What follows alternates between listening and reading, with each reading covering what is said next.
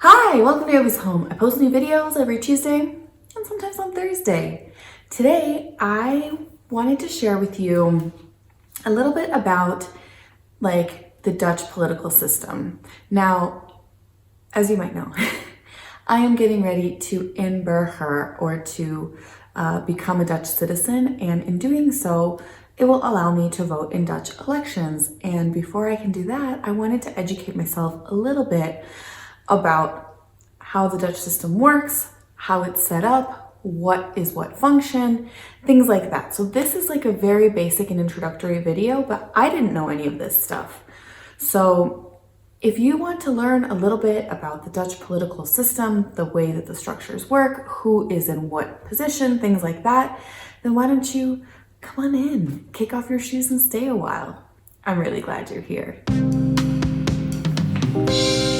Today's Dutch word of the day means the government, and the word in Dutch is de regering. De regering. Please, you guys, correct me if I'm wrong, because the information that I could find in English online was haha at best. If you guys have seen my channel, you know that I like politics and political stuff, so I want to make sure it's right. There are kind of two main branches of the political system that together make up the power structures in the Netherlands, let's say. On the one hand, we have the Eerste and Tweede Kamer, and on the other hand, you have the government and the king, and together, this is kind of like the main political structure in the Netherlands on, let's say, a countrywide level. Overall, the Netherlands is a constitutional monarchy with a parliamentary system. These are a lot of words that I was not familiar with as an American. So let's break it down into what all of that means. It means that the power structures are made up of ministers and state secretaries and the king. That's the government side. And then you have elected officials who are making up the Tweede Kamer. And the Eerste Kamer is something different. But now, one by one, let's start with the Tweede Kamer. The Tweede Kamer is the biggest pool of elected representatives in the Netherlands. The Tweede Kamer is made up of 150 elected representatives through elections, just like anywhere else. In order to be able to vote for someone, the requirements are that you are a Dutch citizen and that you are 18, full stop. Elections take place every 4 years. And you can be either a member of a political party in the Netherlands, which there are many. We can do a separate video about that. But in general, you need to be a member of a party, or you can run on your own, I believe. There was some conflicting information about that that I found online, so please, if you know better, let me know. I do believe that you do not have to be a member of one of the official parties, but if that's not the case, let me know. And yeah, so once you are on the ballot and you are, elected into office, you become a member of the Tweede Kamer.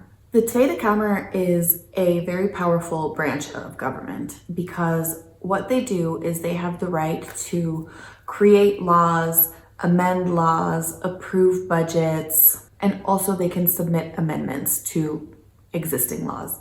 So they are very powerful in the sense that they have a pretty broad range of activities that they can undertake in their role as members of the Tweede Kamer. This is a little bit different from the Eerste Kamer, which only has the right to approve or reject laws. Now, I think that I understand that the reason for this limit on power in the Eerste Kamer is because they are not actually elected officials by the people. In order to be seated on the Eerste Kamer, it is the provincial governments themselves. So the Netherlands has 12 provinces and each province has their own local government. It is the local governments that nominate and elect people to go or send them over into the Eerste Kamer. There are 75 people who sit or who make up the Eerste Kamer. And as I said earlier, all they can do is approve or reject laws that are brought to them by the Tweede Kamer. And together, the Eerste and the Tweede Kamer make up the parliament. Boom. One side of the government, done. So now we get to the king. What is the king's role in the government in the Netherlands? Because it is still a monarchy. The Dutch king has a really important role, but no real power. His role as head of state is largely a symbolic one, although there are a lot of things that he does that he needs to do in order to push things forward, which we'll talk about in a second. But he himself cannot decree things, he cannot decide things, he cannot just like, I do declare, as he cannot do things like that. But he is still a part of the government, although in a largely symbolic role. Another thing that the king does is that he nominates mayors and government politicians, we'll get to the government politicians in a minute, following the elections. So basically the people will speak and say who they choose, and then the king will say, I choose the same person that the people choose. But it is a part of the process. It is step by step. And he does have that role. And then additionally, the king is the final signature. He is the final signatory on any laws that are passed by parliament. So parliament with the Eerste and Tweede Kamer will come up with something, and then the king will be the final signature. So we mentioned the Eerste Kamer, the Tweede Kamer, the king, and now we need to get to this government.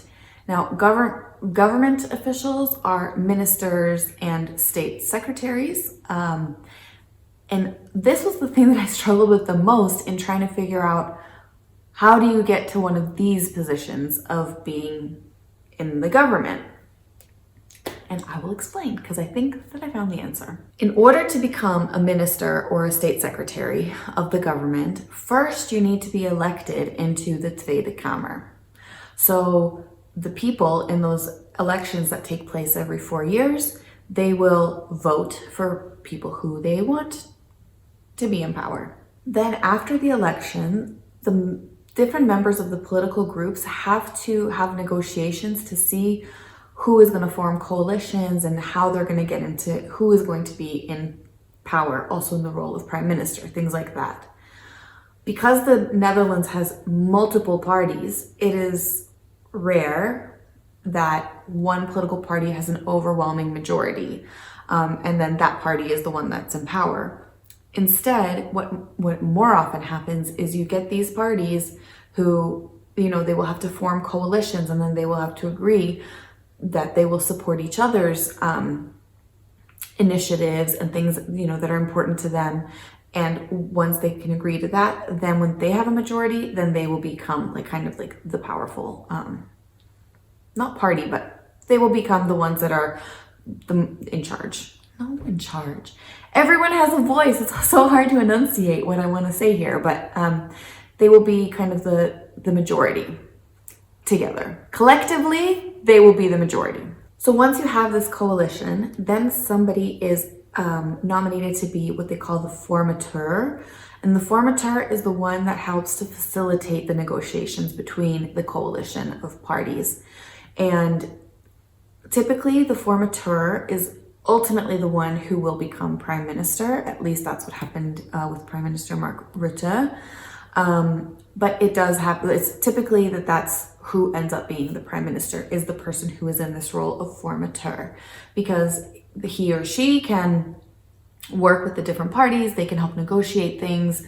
They're kind of very important in making sure that everyone is happy, but not too happy, because then you cannot negotiate. Everybody has to be equally happy and equally unhappy, right? The formateur is doing these things. And then the formateur is also nominating who he or she thinks would be good representatives from the Tweede Kamer in the role of minister or state secretary. So ultimately, you are choosing from a pool of already elected officials. Then you have the coalition government formed. Then from the coalition government, you will have people selected and nominated to be the ministers and the state secretaries. Once that is all confirmed and agreed, Then this group of people moves over to the other side where they are now happily with the king in the side of the government, and you remain with your Eerste and Tweede Kamer in parliament, and you now have your king and government side.